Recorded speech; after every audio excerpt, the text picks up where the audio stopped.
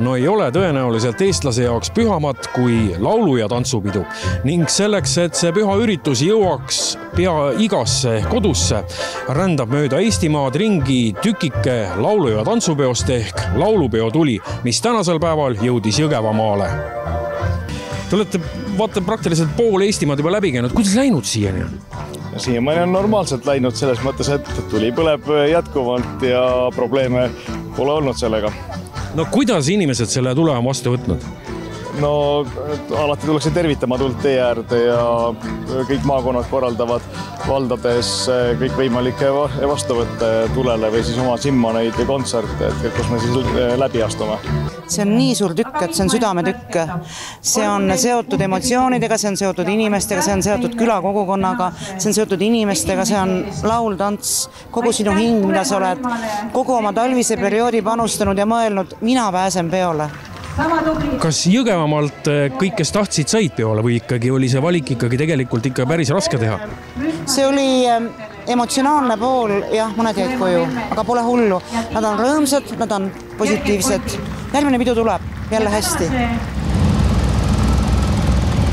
Jõgevamaal toimus see, et laulupeo tuli liikus hoopis mitte just eriti tavalisel viisil, et tsiklimehed tõid kohale, et no mida see tsiklimeeste jaoks tähendab?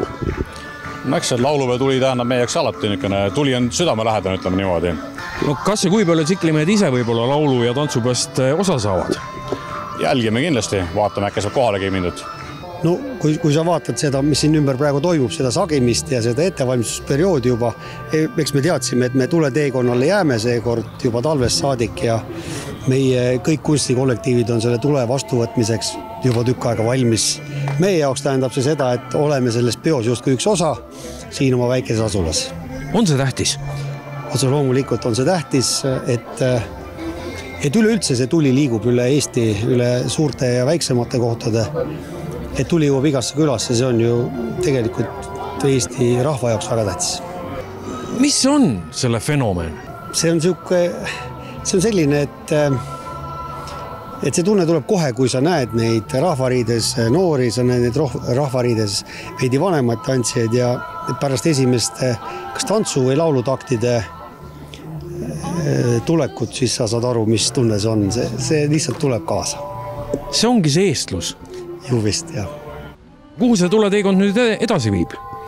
Edasi me siit täna nüüd liigume Jõgevamaal, homme läheme edasi Ida-Virumaale ja oleme seal 2 päeva ja siis saad edasi Lääne-Virumaa ja edasi Harjumaa ja siis Tallinn. Ja lõpuks lauluväljak? Lõpuks lauluväljak, nii et täna on mis päev? Täna oli reede, nii et täna juba nädala pärast põleb tuli Kalevi staadionil tantsuväljakul ja täna reedel on ka pillipidu Vabaduse platsis, nii et ka seal söötame tule siis nädala pärast.